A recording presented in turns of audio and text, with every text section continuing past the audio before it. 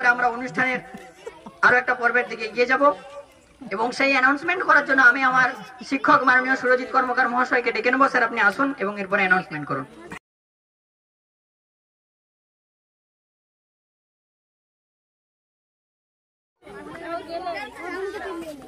আমরা অনুষ্ঠানের একেবারে শেষ পর্যায়ে চলে এসেছি।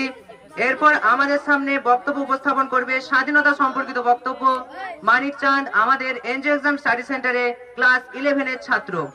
মানিককে বলবো আসার জন্য।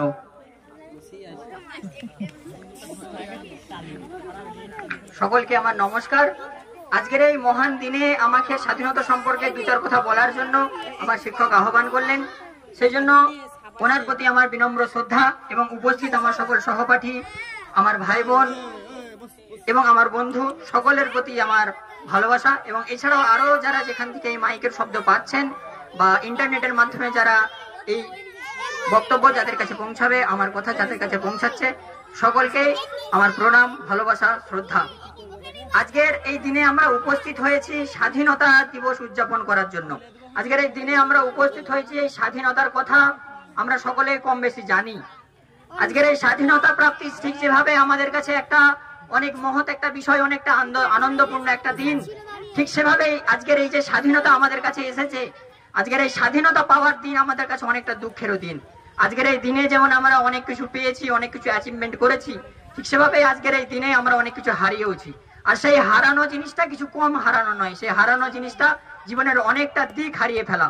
আমরা হারিয়েছি ক্ষুদিরাম বোসকে, আমরা হারিয়েছি বিনয় বাদলকে, আমরা হারিয়েছি দীনেশ বোসকে, আমরা হারিয়েছি ভগৎ সিংকে, আমরা হারিয়েছি রশিদ আলীর মতো একজন বীর নেতাকে, যিনি আজকের এই স্বাধীনতা পাওয়ার জন্য, যিনি আজাদ হিন্দ বাহিনীর ক্যাপ্টেন হওয়ার জন্য রশিদ আলীকে 5 বছর কারাদণ্ডে দণ্ডিত করেছিল ব্রিটিশ সরকার। তো আজকের এই স্বাধীনতার দিন ঠিক যেভাবে আমাদের কাছে গৌরবের, আনন্দের, উৎফুল্লতার, ঠিক সেভাবে আজকের এই দিন আমাদের কাছে অনেকটা দুঃখের, অনেকটা যন্ত্রণার। আজকের এই দিন যদি যখন আসে আমাদেরকে স্মরণ করিয়ে দেয় সেই 1757 পলাশির যুদ্ধের পর ভারতবর্ষে ব্রিটিশ সরকারের শুরু হওয়া অত্যাচার। ভারতবর্ষে ইস্ট ইন্ডিয়া কোম্পানি পলাশির যুদ্ধে 1757 সালে নবাব সিরাজউদ্দৌলাকে পরাজিত করার পর ভারতবর্ষে ইস্ট ইন্ডিয়া কোম্পানি নিজেদের আধিপত্য বিস্তার করে এবং আধিপত্য বিস্তার করতে করতে দখল করে একের পর এক রাজ্য, একের পর এক স্থান, একের পর এক অঞ্চল। আর সেভাবে দখল করতে করতে তারা এগিয়ে যায় এবং তাদের দখল কার্য এগিয়ে যাওয়ার সাথে সাথে সমানুপাতিক ভাবে এগিয়ে যায় তাদের অত্যাচার, তাদের শোষণ, তাদের অসহায় মানুষের উপরে, ভারতবর্ষের মানুষ উপরে তাদের নিপীড়ন। ইস্ট ইন্ডিয়া কোম্পানি নিজেদের স্বার্থ সিদ্ধি করার জন্য তারা নীল চাষ শুরু করে।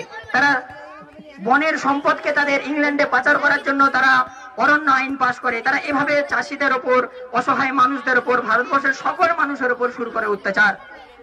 ইস্ট ইন্ডিয়া কোম্পানি নীল চাষকে বাধ্যতা করে দেয়। ইস্ট ইন্ডিয়া কোম্পানি বাধ্যতা করে দেয় নীল চাষকে। কোন চাষি সে চাইলে নীল চাষ ছাড়া অন্য কোনো চাষ করতে পারবে না, এরকম ব্যবস্থা করে ইস্ট ইন্ডিয়া কোম্পানি। এছাড়াও ইস্ট ইন্ডিয়া কোম্পানি ধার্য করে দাদন প্রথা। দাদন প্রথার অর্থ হলো ইস্ট ইন্ডিয়া কোম্পানির কাছে ঋণ নেওয়া বাধ্যতামূলক এবং ঋণ নেওয়ার পরে সে ঋণ শোধ করার জন্য ইস্ট ইন্ডিয়া কোম্পানি ঋণের উপরে ঋণ এবং তার উপরে সুদ, সুদের উপরে সুদ, সুদের উপরে সুদ চাপিয়ে এক সময় সেই চাষিকে, সেই অসহায় মানুষ